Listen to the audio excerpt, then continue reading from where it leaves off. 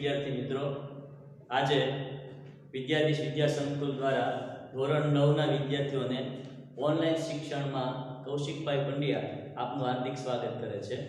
આજે આપણે સંસ્કૃતની અંદર 17મો પાઠ આચાર્ય ચરક વિશે જાણકારી મેળવવાની છે। આચાર્ય ચરક વિશે આપ સૌ જાણો છો એમ કે આપણું આયુર્વેદ ભારતીય સાહિત્યની અંદર સૌથી શ્રેષ્ઠ સાહિત્ય છે, જેની અંદર આપણે જે એલોપેથી દવાઓનો ઉપયોગ કરીએ છીએ એના સામે આપણે આયુર્વેદિક વનસ્પતિઓનો ઉપયોગ જો કરશું તો આપણા જીવનની અંદર કોઈ પ્રકારની સાઇડ ઇફેક્ટ થશે નહીં, શરીરનું સ્વાસ્થ્ય સારી રીતે જાળવી શકશું અને આપણું આરોગ્ય સારું હશે તો આપણે જીવનની અંદર ખૂબ સારી રીતે બધા કામ પૂર્ણ કરી શકશું। વિદ્યાર્થી મિત્રો, આચાર્ય ચરક વિશે તો આપણે એક વાત જાણીએ કે આજથી લગભગ 2500 થી 3000 વર્ષ પહેલા આચાર્ય ચરક થઈ ગયા અને આચાર્ય ચરકે એવા પ્રકારની દવાઓની શોધ કરી કે જેની અંદર પક્ષીઓ અને પ્રાણીઓ કેવી રીતે બીમાર પડતા નથી એના વિશેની જાણકારી એ એમના સાહિત્યની અંદર પ્રાપ્ત થાય છે। તો આચાર્ય ચરકે જંગલોની વનસ્પતિઓનો, પશુ પક્ષીઓની ચરકનો ઉપયોગ જાણકારી મેળવી અને ત્યારબાદ એ દ્વારા એમણે એવું સંશોધન કર્યું કે આ પ્રાણીઓ અને પક્ષીઓ કેમ બીમાર પડતા નથી। તો એ પશુ અને પક્ષીઓ છે એવા પ્રકારની વનસ્પતિ, એવા પ્રકારના ફળ એ લોકો ખાય છે જેને કારણે એ લોકોને બીમારી આવતી નથી। તો પતંજલિ ઋષિને એવો વિચાર આવે છે, ચરક ઋષિને એવો વિચાર આવે છે કે આયુર્વેદિક શાસ્ત્રની અંદર પણ આપણે મનુષ્ય માટે આવા પ્રકારની દવાઓની શોધ કરીએ જેથી કરીને મનુષ્યનું આરોગ્ય સારું રહે। હવે આરોગ્ય સારું કરવા માટે પહેલી વસ્તુ આયુર્વેદનો નિયમ એવું છે કે વ્યક્તિ બીમાર ન પડે એ માટે હંમેશા વ્યક્તિએ પ્રયત્ન કરવો જોઈએ। તો આરોગ્યને જાળવવા માટે પહેલાં તો જુદી જુદી પ્રકારના જીવનની અંદર નિયમો જાળવવા જોઈએ, જેમ કે આપણે ભોજન કરતા પહેલા હાથ મોં સાફ કરીને ભોજન કરીએ, ત્યાર પછી બહારથી આવ્યા પછી પણ આપણે હાથ પગ મોઢું ધોઈને ભોજન કરીએ। તો આવી બધી જો નાની નાની ટેવ રાખશું તો પણ આપણે બીમારી ઓછા પડશું। બીજા નંબરમાં આપણે ભોજનની અંદર અલ્પ આહાર અને હંમેશા શુદ્ધ આહારનો ઉપયોગ કરવો જોઈએ, એટલે કે વધારે પડતું ભોજન પણ વિષ સમાન છે, એટલે આપણા જીવનની અંદર આપણે ભોજનનો ઉપયોગ પણ ખૂબ જ મર્યાદિત અને યોગ્ય પ્રમાણમાં શક્તિદાયક ખોરાક છે એનો ઉપયોગ કરવો જોઈએ। એટલા માટે આપણે ત્યાં આયુર્વેદમાં કહેવામાં આવ્યું છે કે ભોજન સમયે આપણે 1 ભાગનું ભોજન અને 3 ભાગનું પાણી પીવું જોઈએ, જેથી કરીને આપણે કોઈ દિવસ બીમાર પડતા નથી, આપણું પાચન તંત્ર જે છે એ સરસ રીતે કાર્ય કરી શકે ને એટલા માટે ચરક ઋષિએ આવા અનેક સિદ્ધાંતો ચરક સંહિતાની અંદર આપેલા છે। આ ચરક સંહિતા છે એની અંદર લગભગ 1 લાખ જેટલા શ્લોકો છે અને 1 લાખ શ્લોકમાંથી આ પાઠની અંદર એવું જણાવ્યું છે કે માત્ર હજી 9000 શ્લોકો છે એનું જ આપણે પૂરેપૂરો અભ્યાસ કરીને એની આયુર્વેદિક દવાઓનો અભ્યાસ કરી શક્યા છીએ। બાકીના બધા શ્લોકો, બાકી બધું સાહિત્ય છે એ હંમેશા એમનું એમ છે। કેમ? કારણ કે આપણને આટલું બધું સંસ્કૃતનું જ્ઞાન હવે પછીની પેઢીને છે નહીં, એટલે એમની અંદર જે સંસ્કૃતના પ્રયોગો આપેલા છે, આયુર્વેદના પ્રયોગો આપેલા છે એ માણસ હજી જાણી શક્યો નથી।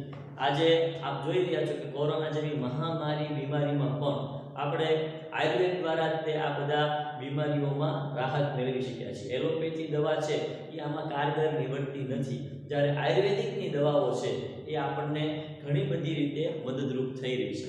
તો આયુર્વેદ એ જળમૂળમાંથી રોગને દૂર કરી શકે એવા પ્રકારની બધી દવાઓ છે, જ્યારે એલોપેથી દવાઓની અંદર આજે સાઇડ ઇફેક્ટ ઘણી બધી થતી હોય છે, જેને કારણે કિડની, લીવર અને અનેક પ્રકારના પેટ અને આંતરડા અને માથાના રોગ છે એ આપણને થઈ શકતા હોય છે। એટલા માટે આયુર્વેદિક વનસ્પતિઓ છે એનો આપણે ખૂબ ઉપયોગ કરવો જોઈએ। વિદ્યાર્થી મિત્રો, આપણી આસપાસમાં ઘણા બધા વૃક્ષો છે એની પણ આપણને જાણકારી હોવી જોઈએ, કારણ કે સંસ્કૃતની અંદર એવું કહેવામાં છે કે સર્વમૂલમ ઔષધમ, દરેક વૃક્ષનું મૂળ છે એ ઔષધિ સમાન છે ને, એટલે કોઈ પણ ઝાડનું મૂળ તમે લેશો તો એમાંથી આયુર્વેદની કોઈ દવાઓ છે એ બનતી હોય છે। એટલે આપણે ત્યાં આસપાસમાં લીમડો છે, ગળો છે, હળદર છે, તુલસી છે, અજમા છે, આવી બધી વનસ્પતિઓ છે એનો આપણને ઘરગથ્થુ છે એ ઈલાજ કરતા આવડવો જોઈએ.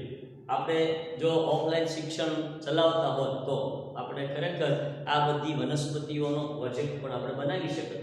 કારણ કે બધા વૃક્ષોના જુદા જુદા પાંદડાઓનો પ્રોજેક્ટ છે એ તમે લઈ અને ચોંટાડો અને પછી આ વૃક્ષનો પરિચય આપો અને આ વૃક્ષ છે એ કેવી કેવી રીતે આયુર્વેદમાં ઉપયોગી થઈ શકે એનો પ્રોજેક્ટ પણ આપણે કરી શકીએ. તો લીમડાની વાત કરીએ કે લીમડો છે એ આયુર્વેદમાં સૌથી શ્રેષ્ઠ વસ્તુ છે. કે એમ કહેવાય છે, ગુજરાતીમાં એક કહેવત છે કે 100 વૈદ અને 1 લીમડો, આ બંનેની ક્ષમતા સરખી છે. અનેક પ્રકારના રોગ લીમડાના વૃક્ષ દ્વારા આપણે દૂર કરી શકીએ. એમના પાન દ્વારા, એમની છાલ દ્વારા, એમના ફળ દ્વારા, એમના મૂળ દ્વારા અનેક પ્રકારના રોગો છે એ માણસ છે એ લીમડાની ઔષધિનો ઉપયોગ કરી અને દૂર કરી શકે છે. એવી જ રીતે તુલસી છે, તો તુલસી એ પણ આપણી ઘર આંગણાનું એક વનસ્પતિ છે અને એના દ્વારા પણ આપણને ખબર છે કે જ્યારે આપણને શરદી થાય છે, ઉધરસ થાય છે, ત્યારે આપણા મમ્મી છે એ આપણને આવી રીતે આયુર્વેદની દ્રષ્ટિએ તુલસી એક કફ દૂર કરનાર વનસ્પતિ છે ને એટલા માટે કફ, વાત અને પિત્ત આનાથી જે રોગ થાય છે એમાં સૌથી કફને મટાડવા માટે કોઈ દવા હોય તો તુલસી છે. એટલે તુલસી છે એ આપણા જીવનમાં બહુ ઉપયોગી એવું ઔષધ છે. તો તુલસીનો ઉપયોગ પણ ઉધરસ માટે, શરદી માટે આપણે કરી શકીએ છીએ. ત્યાર પછી અજમા, તો અજમા છે એ પણ એક ઉષ્ણ પદાર્થ છે, શરીર માટે ગરમ પદાર્થ છે. એટલે તમારા શરીરમાં જ્યારે ઠંડીના પ્રકોપ સમય, અત્યારના હાલના સમયમાં અજમા છે એનો મુખવાસ બનાવીને તમે ખાઓ અથવા એવા પ્રકારની અજમા છે એનું ભોજન સામગ્રીમાં પણ ઉપયોગ કરીને ખાઓ તો આપણને શરદી, ઉધરસ જેવા રોગો મટે છે. ત્યાર પછી આપણી રસોડાના મસાલિયાની અંદર હળદર એટલે એક જીવતું જાગતું ઔષધ કહેવાય કે જે હળદર એન્ટીબાયોટિક તરીકે ઉપયોગમાં આવે છે. કે હળદર છે કોઈ પણ વ્યક્તિને વાગે તો પણ તરત જ તે એની પાવડર ચોપડી દેવામાં આવે તો હળદર છે કે આપણને આવી રીતે વાગેલી વસ્તુ ઉપર રૂજ આપવામાં ઉપયોગી થાય છે. ત્યાર પછી એ હળદરના બીજા ઘણા બધા ઉપયોગો છે. તમારી હળદર દ્વારા પોતાના શરીરની અંદર કોઈ પણ ઉધરસનો કે કોઈ પણ પ્રકારની જૂની ખાંસી થઈ ગઈ હોય તો એ પ્રકારના ઔષધમાં પણ હળદર છે એ ઘણી બધી ઉપયોગી થાય છે. આ સિવાય શરીરની ચામડી છે એની ઉપર પણ હળદરના લેપ દ્વારા ચામડીની તેજસ્વીતા વધારી શકાય છે. તો હળદર છે એ આપણા માટે આયુર્વેદમાં એમ કહેવાય છે કે એક સર્વશ્રેષ્ઠ પદાર્થ છે. તો આવા અનેક પદાર્થો છે એ પ્રાણીઓ અને પક્ષીઓનો દ્વારા ઉપયોગ કરવામાં આવતા હોય છે ને એને કારણે એ રોગ મુક્ત પ્રાણીઓ પણ રહી શકે છે. તો આચાર્ય ચરકે આ પાઠની અંદર આવી રીતે ઘણી બધી પ્રકારની વાત આ પાઠમાં સમજાવેલી છે. તો આપણે આ પાઠની પ્રસ્તાવના છે એ આવી રીતે જોઈ કે આયુર્વેદની દ્રષ્ટિએ જે આચાર્ય ચરક છે એને શું પ્રદાન કરેલું છે સંસ્કૃત સાહિત્યને એની આપણે થોડીક વાત શરૂઆતમાં જાણી. હવે આ પાઠની અંદર જે સંસ્કૃત સાહિત્યની અંદર આચાર્ય ચરક છે એની તો વાત આપણે જોઈ કે ચરક સંહિતા નામનું એક પુસ્તક છે એની રચના એને કરી, પણ સાથે સાથે આપણે પરીક્ષાલક્ષી પણ અભ્યાસ કરવાનો છે આ પાઠનો. એટલા માટે આ પરીક્ષા માટે ખૂબ જ અગત્યનો પાઠ છે અને આ પાઠની અંદર તમને 4 માર્કનું એક ભાષાંતર છે પેરેગ્રાફ તરીકે પૂછાય છે. એટલે જ્યારે તમારી વાર્ષિક પરીક્ષા લેવાશે ત્યારે આ પાઠમાંથી એક સંસ્કૃતમાંથી ઇંગ્લિશમાં ટ્રાન્સલેશન કરવાનો એક ટ્રાન્સલેશનવાળો પેરેગ્રાફ પૂછાય છે. આ સિવાય MCQ પણ પૂછાય છે, બરાબર, ગ્રામરમાંથી પણ થોડી વાત પૂછાય છે. તો એ માટે પણ આ પાઠ ખૂબ જ અગત્યનો છે. તો હવે આપણે પાઠની અંદર જોઈએ કે પાઠની અંદર સંસ્કૃતની અંદર જે શબ્દ અર્થ આપેલા છે એ શબ્દાર્થને બધા બોર્ડ ઉપર લખેલા છે. આ સિવાય તમે તમારા પાઠ્યપુસ્તકની અંદર પણ આ બધા શબ્દાર્થો જોઈ શકો છો કે સંમિલિત્ય, વાખ્યાનમ, પ્રવર્તકરમ, રાજવેદ્યમ, સૂત્રસ્થાનમ, આવા જે બધા સંસ્કૃતના શબ્દો છે એનો આપણે વ્યવસ્થિત રીતે અભ્યાસ કરીએ તો આપણને એનું ટ્રાન્સલેશન કરવામાં સરળતા રહે. તો આ પાઠની અંદર સંસ્કૃત સાહિત્યના ચરક સંહિતામાં જે ચરકે પ્રદાન કરેલું છે એના વિશે આપણે વાત સમજવાની છે. તો પ્રથમ પેરેગ્રાફમાં આવી વાત કરેલી છે કે ચરક નામના પ્રસિદ્ધ આચાર્ય ખ્રિસ્તસ્ય પ્રથમ શતાબ્દયામ આયુર્વેદસ્ય મહાન પંડિત. પહેલા હું તમને એનું ગુજરાતીમાં પણ ટ્રાન્સલેશન કરીશ અને પછી અંગ્રેજીમાં પણ એનું ટ્રાન્સલેશન કરીશ. એટલે જે વિદ્યાર્થીઓની પાસે જ્યારે લેક્ચર્સ જ્યારે જોતા હોય ત્યારે એની સાથે સાથે તમારે પાઠ્યપુસ્તક સાથે રાખવું, જેથી કરીને તમે પાઠ્યપુસ્તકની અંદરથી સંસ્કૃતનું ઉચ્ચારણ સરસ રીતે સમજી શકો અને વાંચી શકો. અને સહ Kanishka નૃપતે રાજવૈદ્ય Asit.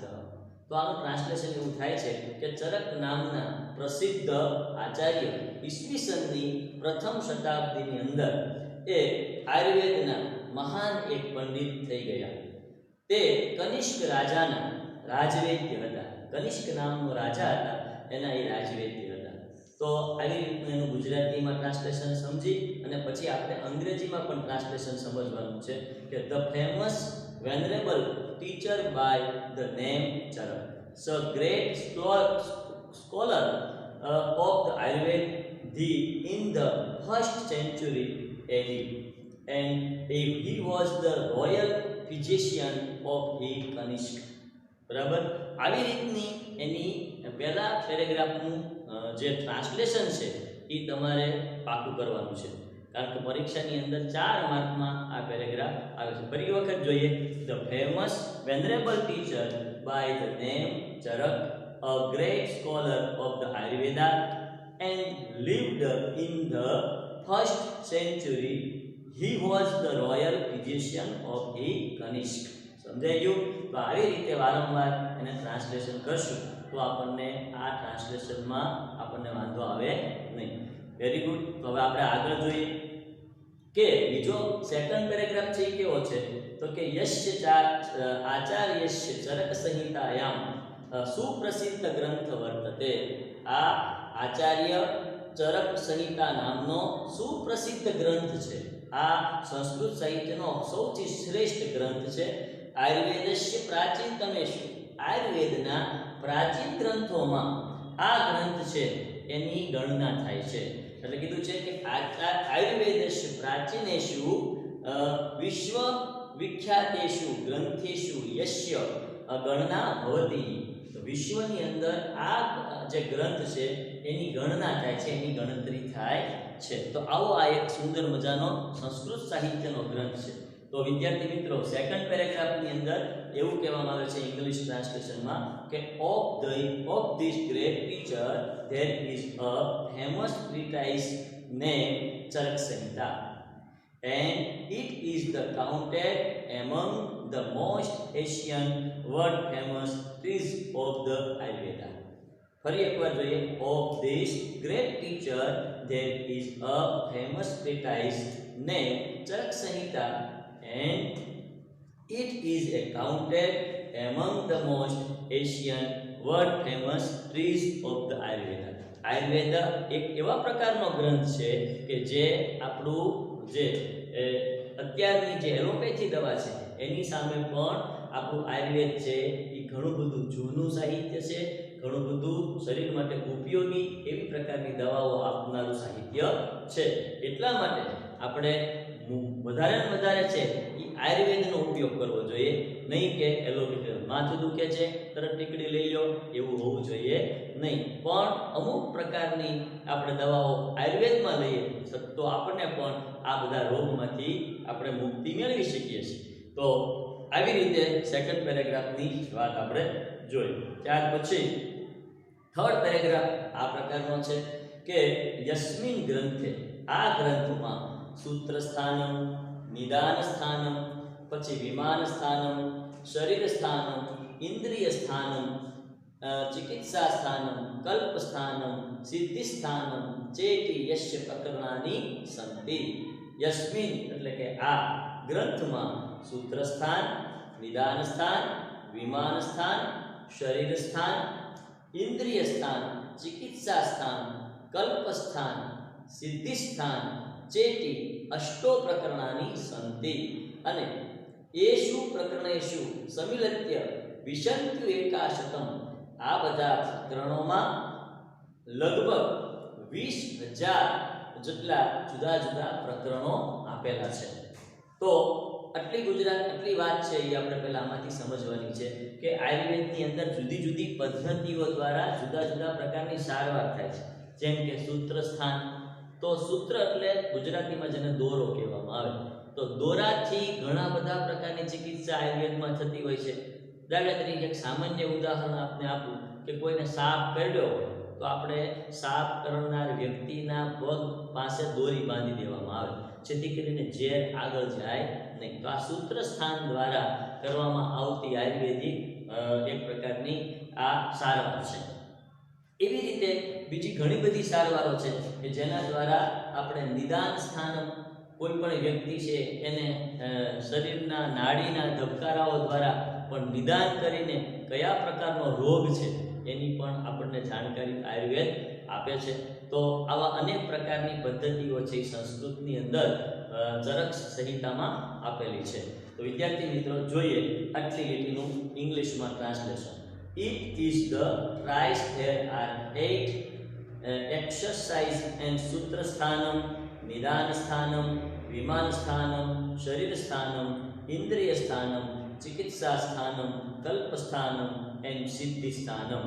Among all the sections there are totally 1 chapters, 120 chapters. એટલે કે આપણે ત્યાં આવા 2000 થી 2100 જેટલા ચેપ્ટરો છે એની આમાં વર્ણન કરવામાં આવેલું છે. તો આવી રીતે આ બધા જ પ્રકારની સાહિત્ય છે એની અંદર આ આયુર્વેદનું જુદું જુદું મહત્વ છે એ આપેલું છે. તો આવી રીતે આયુર્વેદની અંદર વિદ્યાર્થી મિત્રો આગળની વાત આપણે જોઈએ કે આ આયુર્વેદિક સાહિત્યની અંદર 120 જેટલા પ્રકરણો છે. તો એ 120 પ્રકરણોની અંદર ઘણી બધી સુંદર એવી માહિતી છે એ આયુર્વેદની આપવામાં આવી છે. આગળ જોઈએ. યસ્ય ગ્રંથસ્ય પ્રમાણમ 12 સહસ્ત્ર શ્લોક સ્ત્રમ વર્તતે. અતઃ ગ્રંથસ્ય એટલે આ ગ્રંથની અંદર લગભગ 12 સહસ્ત્રમ, 12 એટલે 12 અને સહસ્ત્રમ એટલે 1000, એટલે 12,000 જેટલા શ્લોક છે એ આપેલા છે.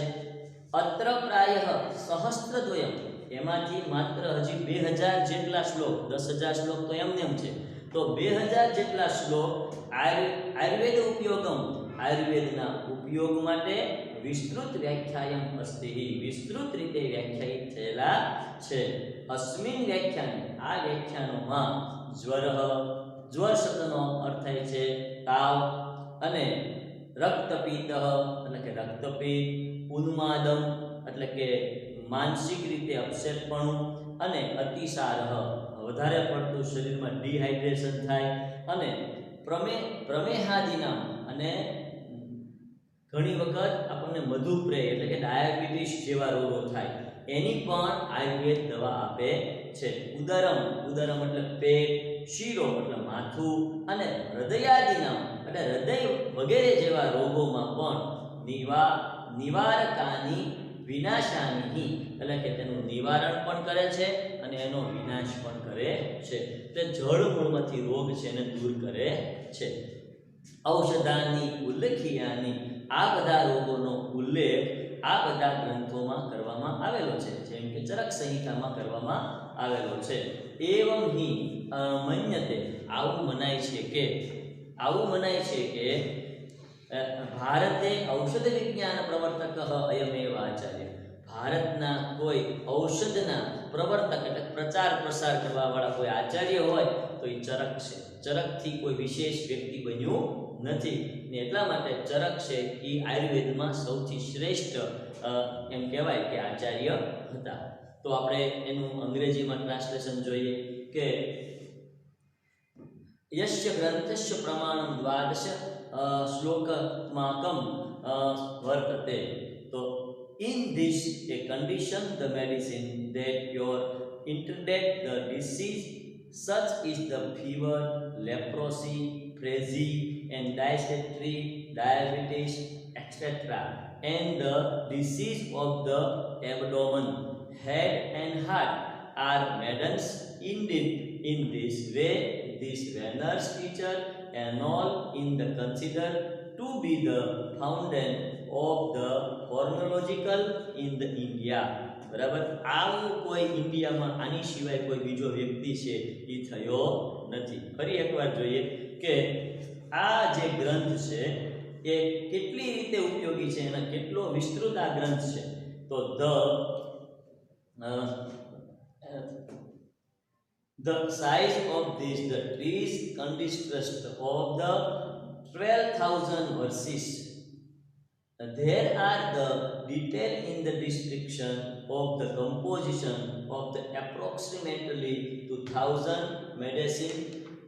In the description, the medicine that your and eradicate the disease, such as fever, leprosy, phrezy, dysentery, diabetes, etc., and the disease of the abdomen, head, and the heart, and mind, and it is this way this venerable teacher alone in the consider to be the founder of the pharmacological in the India. તો વિદ્યાર્થી મિત્રો, સમજુ છું કે કદાચ તમને આ વાત સમજાતી હશે. બરાબર, તમે પણ વધારે ડાયજેસ્ટનો ઉપયોગ કરીને પણ આ ભાષાંતર પાકું કરવાનો પ્રયત્ન કરજો, કારણ કે પરીક્ષાની અંદર ટ્રાન્સલેશન ખૂબ અગત્યનો પોઈન્ટ છે. આના દ્વારા શોર્ટ નોટ પણ તમને સરસ રીતે આવડે, સવાલ જવાબ પણ સરસ રીતે આવડે. તો આ બધું જ છે એ કરવા માટે તમને ટ્રાન્સલેશન શીખવું બહુ જરૂરી છે. તો વિદ્યાર્થી મિત્રો, આગળ વધીએ. નિખિલમ અપી આયુર્વેદ સાહિત્યમ. નિખિલમ એટલે આ બધું સાહિત્ય, આયુર્વેદ સાહિત્યમ આચાર્ય ચરકસ્ય ઉચ્ચિષ્ટમ મસ્તિ. એટલે કે આ બધું આયુર્વેદનું સાહિત્ય ચરકનું એઠું છે. ચરકે જે લખેલું છે એનાથી વિશેષ કોઈ લખેલું છે નહીં. તો એ બધું એમનું એઠું હોય એવું કહેવાય છે. અતઃ સ આયુર્વેદ શાસ્ત્રીયમ યદજ્ઞાનમ ચરક સંહિતાયામ વર્તતે. જે ચરક આયુર્વેદમાં લખેલું છે એ બધું ચરક સંહિતામાં લખેલું છે. સત્ર એવ ચરક સંહિતાયામ યસ્ત્ર નાસ્તિ. જે ચરક સંહિતામાં નથી, યતઃ કુત્રાપી ન વર્તતે, તેવું બીજે ક્યાંય છે નહીં. તો આવું સુંદર મજાનું સાહિત્ય આપણે ચરક ઋષિએ આપેલું છે. તો જોઈએ, all the literature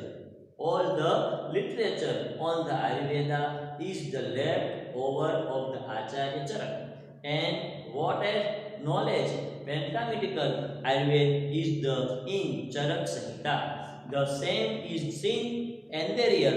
Whatever is not in Charak Samhita is the not anywhere.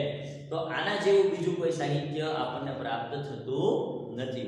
જે ચરકે આપેલું સાહિત્ય છે એ જ સાહિત્ય સર્વશ્રેષ્ઠ અને સૌથી ઉપયોગી સાહિત્ય છે. તો આગળ જોઈએ કે અર્થાત ન યશ્ય કેચન ઉપદેશાહ. એટલે કે આ જે કાંઈ ઉપદેશ યાદ કરવામાં આવે છે, સ્મર્તવ્યા સંતિ, તેને યાદ રાખવો જરૂરી છે. કે આ બધા આયુર્વેદના ઉપયોગો છે એને ખરેખર માણસે યાદ રાખવા જોઈએ. તદન્યથા, જેમ કે મનુષ્ય કેન પ્રકારે રોગરહિતમ ભવિતું અર્હતિ. મનુષ્ય કયા પ્રકારે રોગથી રહિત રહેવું જોઈએ, રોગથી દૂર રહેવું જોઈએ. તો વિષયે ઉપદિશતી આચાર્ય, તે વિષયમાં આચાર્ય ચરક છે એ આપણને ઉપદેશ આપે છે. તો ફરી વખત જોઈએ આપણે એનું અંગ્રેજીમાં. Some of the interaction of the great man Charak are worth remembering for exercise house man will be cram disease Acharya advance CC. તો આવી રીતે એના સાહિત્યને આપણે સમજવું ખૂબ જરૂરી છે. બરાબર. તો વિદ્યાર્થી મિત્રો, આપણે ઘણી બધી વાત આ પાઠમાં સમજ્યા. તો હવે આપણે આ ચરક સંહિતા માટે કેટલી પ્રકારની વાત છે એ સમજવી જરૂરી છે. એના વિશે થોડીક વાત સમજીએ કે આયુર્વેદની દ્રષ્ટિએ આ ગ્રંથ એટલો ઉપયોગી છે કે આપણા શરીર માટે પણ એટલું જરૂરી એવું આ બધું જ સાહિત્ય છે એ આયુર્વેદ આપણને આપે છે. તો આટલી વાત છે આપણે હવે આ પ્રથમ પ્રકરણની અંદર જોઈ. બીજો અડધો જે પાઠ છે એ આપણે આવતા લેક્ચરની અંદર જોશું. તો વિદ્યાર્થી મિત્રો, આશા રાખું છું કે તમને આટલી વાત સરસ રીતે સમજાણી છે. આભાર. Thank you.